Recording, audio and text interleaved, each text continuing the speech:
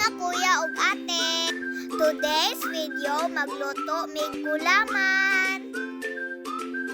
Mauna na ang mga ingredients mga kuya ug ate. Jelly powder, water, mango, condensed og angel condensada. Basaha lang ang instruction. Mauna na mga kuya ug ate. Nagbutang na ako ang manghod og 6 cups nga tubig. Unya gibutang na ang jelly powder. Unya i-mix. Nana mga kuya ug ate. Unya ibutang na sa kalayo. Gion na nako ang gasol.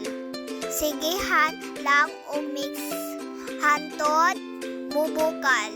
After ana ibutang nasa sudlanan. Aron ipagahi mga kuya ug ate. Mauna na mga kuya ug ate. Gahi na gikuskus na naapil ang mangga. Lami kayo ang mangga mga kuya ug ate.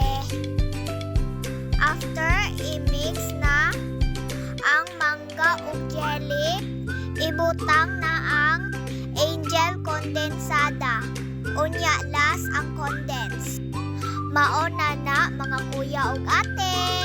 Mga unta, please follow, like and share